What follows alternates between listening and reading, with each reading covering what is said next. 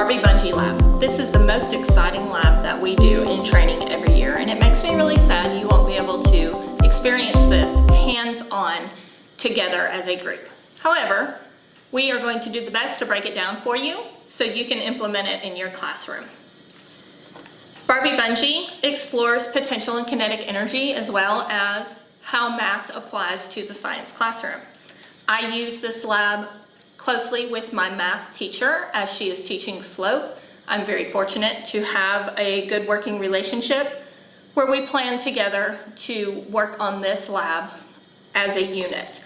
So the math portion she handles in her class, and we do the data gathering, the graphing, and the testing in our class. So to begin with, you need Barbies. It doesn't have to be just Barbies. It can be any kind of action figure, and it's actually beneficial to have a variety of shapes and sizes. So the first thing you're going to do is use a rubber band to tie Barbie's feet together. And this is going to be the point that you anchor the rest of the rubber bands to. You want it tight enough so the rubber band will not fall off, but not so tight that you can't get your fingers in between to tie on the other rubber bands. So from this point, you are going to add rubber bands. Now the instructions tell you to gather data for 2 through 6 rubber bands. You do not gather data for the first rubber band because, quite frankly, there is no data to collect. So you're going to take this first rubber band, stick it through Barbie's legs, and then stick one end through the other and pull it tight.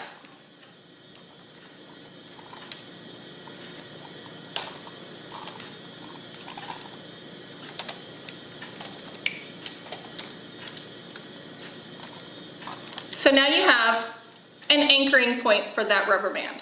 This is considered rubber band number 1.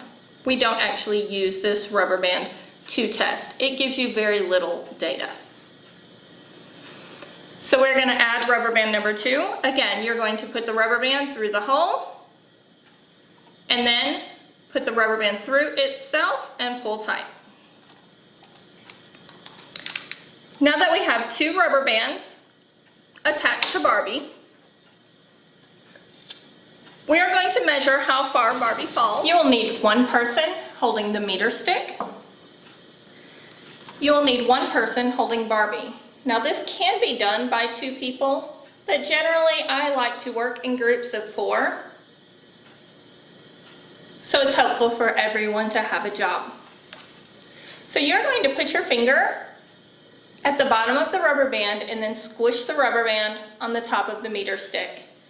Set Barbie's feet on top of the meter stick and then watch Barbie fall. You will also have to have somebody at eye level of where they think Barbie is going to reach. If you noticed, she stretched that rubber band just a little bit. So you want the point, the lowest point that Barbie reaches. It happens quickly, and so sometimes this is where using the slow motion on the cell phones come in handy in the classroom, if you're allowed to have cell phones in your classrooms. Another thing is, notice the hair gets in the way. So you will notice a lot of my Barbies I have collected over the years have masking tape around their hair because students choose to make sure the hair is out of the way so they can get accurate readings. You will continue to add 1 rubber band at a time and then test and record your data. Now normally in science, I stress to my students, we do a minimum of 3 trials. The more trials you do, the more data you have, the more valid your results are. However, your data is going to change with each use of the rubber band. When a rubber band is brand new, it's less stretchy than after it's been stretched out a few times. So the data will change the more they do it. So you really have to stress to students not to stretch out the rubber bands or not to sling Barbie around.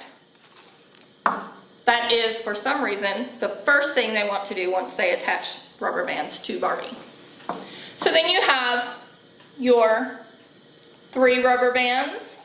Again, you're going to squish the rubber band between your finger and the top of the meter stick, drop Barbie, take your reading. You're going to continue to do this for 6 rubber bands. Sometimes that 6th rubber band can cause some problems, depending on how tall and heavy your Barbie is and how long your rubber bands are. Barbie might hit her head. So then your students do not get accurate data. I do not tell my students this is going to happen to begin with. I let them come to me and say, Ms. Parsons, my meter stick is not long enough, and then I make them problem solve and how they can take accurate measurements. However, in your classroom, you may want to give them a heads up that there is a point at which they will have to use 2 meter sticks to get accurate information.